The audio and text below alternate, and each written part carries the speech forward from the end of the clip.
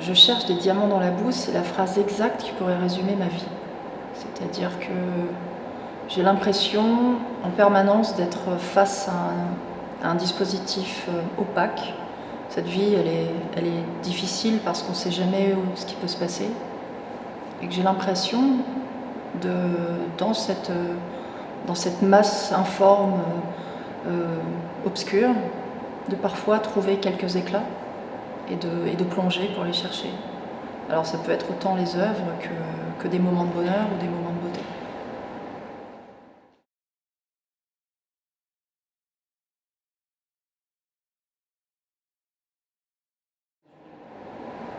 Cette série de dessins, elle est venue d'un désir qui est assez simple, c'est que je voulais rentrer dans les dessins. Et c'est ce qui a déterminé les formats, parce qu'en fait c'est un format où je suis très à l'aise et où le rapport au corps il est très fluide. C'est-à-dire que je dessine, c'est le format le plus confortable pour moi. Et c'est venu tout simplement comme ça parce que je me rendais compte que c'était éprouvant de dessiner en petit. Voilà. Et ces dessins-là ont été accompagnés par des séances d'hypnotisme aussi, où j'avais besoin, j'avais envie de créer des images qui sont en lien direct avec ce que j'ai comme écho permanent en fait, de banques d'images en moi ou de choses que j'accumule ou que je vois, qui me choquent ou que je ne digère pas. Et en fait, ces séances-là m'ont permis aussi de faire une sorte de ménage et de réorganiser certaines images récurrentes. Et ces portraits, parce que c'est une galerie de portraits, fonctionnent comme ça. C'est-à-dire que c'est comme si je les évacuais à un moment donné de ce trop-plein, comme les dessins rouges que vous avez derrière moi. Ça fonctionne comme ça. C'est du noir et blanc parce que c'est ce qu'il y a de plus radical pour moi et de plus simple. C'est une sorte de dessin très simple et peut-être simpliste, mais en tout cas dans la forme, parce qu'il y a une sorte de radicalité et qui me permet, une fois que je resserre, me permet de rouvrir et de pleinement en fait, déployer un dispositif graphique. C'est que des jeux graphiques. Et chaque dessin est une histoire ou une phrase graphique.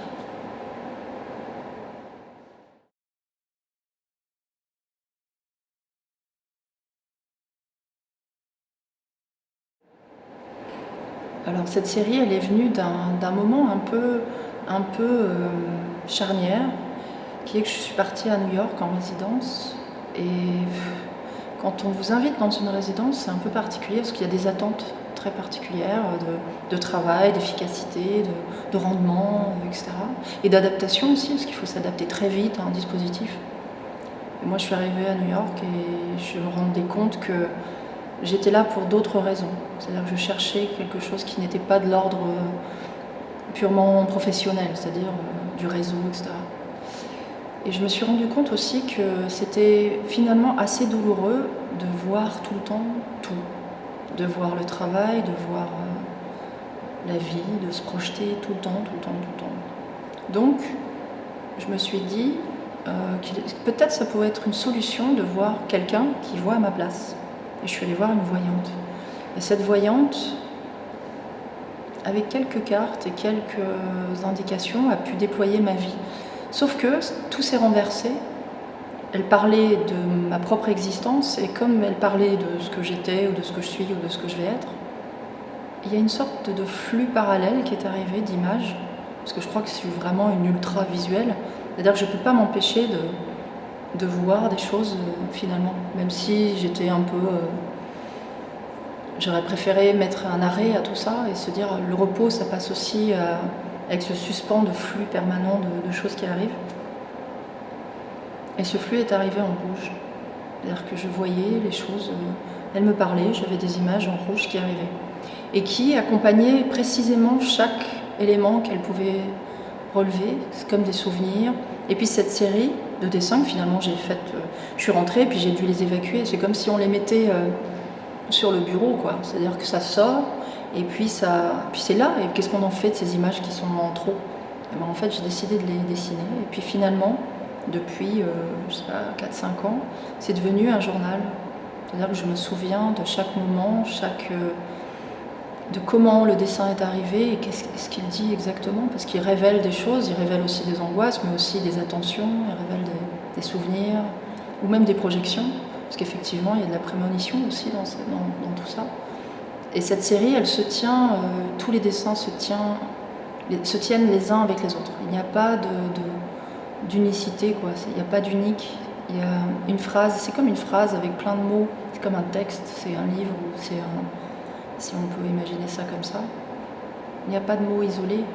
Il ne peut pas exister ce mot sans le sujet et sans le verbe qui va avec. Donc ces dessins rouges parlent de ça, de tout ce que je vois, et de tout ce que je verrai, et de tout ce que j'ai vu.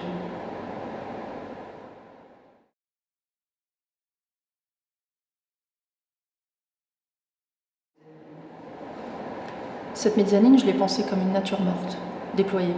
En fait, les assiettes, pour moi, elles font vraiment référence au still life, c'est-à-dire vraiment à ce domestique qui s'arrête pour toujours. Et en fait, le fait de le déployer et de le sortir de son contexte, c'était pour moi une espèce de jeu, c'est-à-dire de jeu plastique, graphique, et de mettre ces têtes, ces portraits, ces têtes de gens que je connais pas, ou pris dans le bus, en photo, ou dans un supermarché. C'est une façon de ramener à moi les gens que je croise, en fait, que je croise sur un écran, ou dans la vraie vie, ou dans le bus. C'est la même façon, mais c'est vraiment l'idée de la cristallisation ou de l'arrêt sur image, d'un flux qui passe tout le temps. C'est pour ça aussi que c'est en ligne comme ça, parce qu'on peut passer devant et ne rien retenir, mais juste croiser les choses, ou les regards, ou une expression.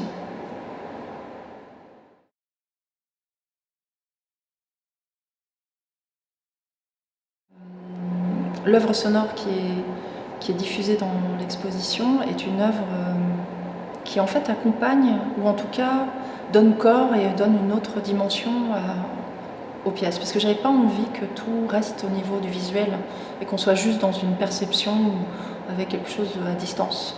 Parce que là, ça rentre. Moi, j'aime bien l'idée que ça rentre. Et cette pièce, elle a été composée avec Léonard de Léonard, qui est un musicien, avec qui j'ai travaillé déjà sur d'autres œuvres sonores.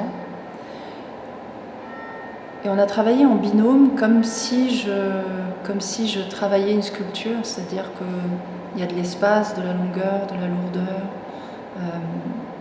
il y a de la distance.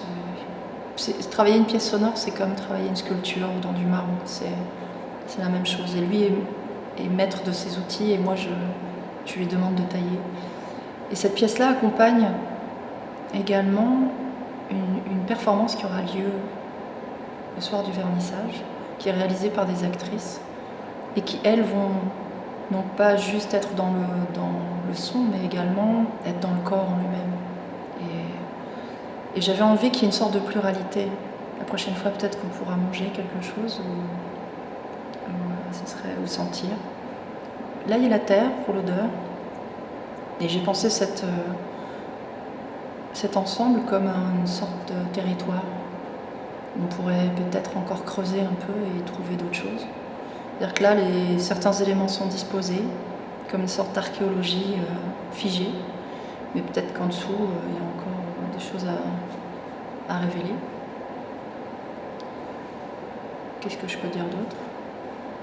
Que le texte parle de la terre aussi, et que j'aime bien cette idée que des céramiques qui sont de la terre cuite, sophistiquée, émaillée, etc., viennent de la même chose. C'est-à-dire qu'il n'y a pas tant de différence entre la terre brute et ce qu'il y a dessus.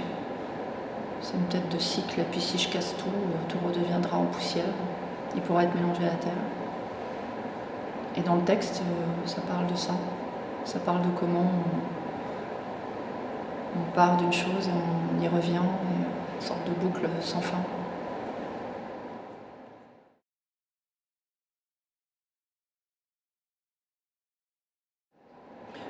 En fait, j'ai pensé cette expo comme si j'étais dans mon atelier, en fait. Et mon atelier, il est un peu en chaos, c'est un peu le bordel.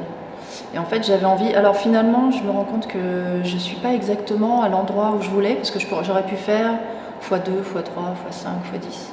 Finalement, tout est un peu rangé dans ce chaos. Mais j'avais envie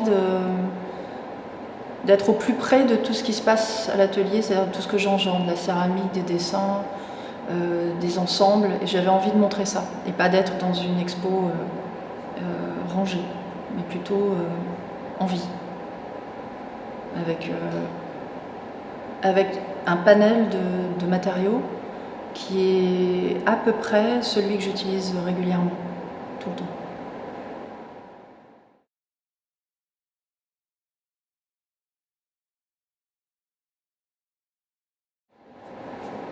Elle peut être envisagée comme une rétrospective, même si il y a 3 pièces, 4 pièces qui sont vraiment anciennes, dont ce cheval en bronze qui date vraiment de mes années de jeunesse, on va dire.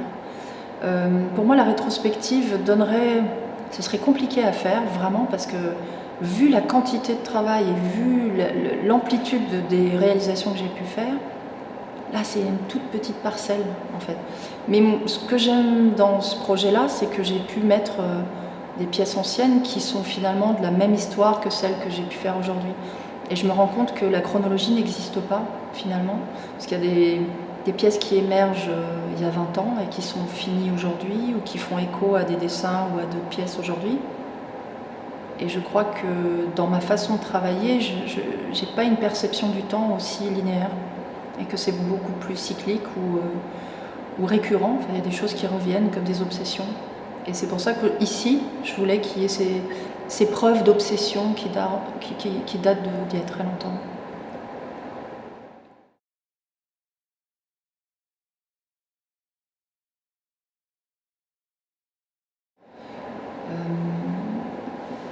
En fait, ces dessins, comme ils sont vraiment une construction intime, je me suis rendu compte qu'ils sont composés souvent de premiers plans. Enfin, les plans sont assez complexes, où la construction est vraiment élaborée en fonction de plusieurs éléments, que ce soit des éléments vus, de la documentation, mais aussi il y a une sorte de fil conducteur qui sont les références, c'est-à-dire mon histoire, et je n'ai pas d'autre histoire que celle qui est composée d'artistes ou d'œuvres. Je ne mets pas ma propre histoire en avant, c'est d'abord celle qui m'accompagne le plus, c'est celle de l'histoire de l'art, et principalement de références féminines. Donc on peut repérer dans les dessins, parfois c'est un film, c'est pas forcément grandiloquent, c'est pas forcément une reproduction d'œuvre, mais des fois c'est des constructions où c'est juste un élément qui peut faire référence à une œuvre ou à une artiste. Et ça, c'est hyper important, parce que ça me permet de ne jamais être seule, en fait, et d'avancer accompagnée. C'est ce qui me permet de me rassurer aussi.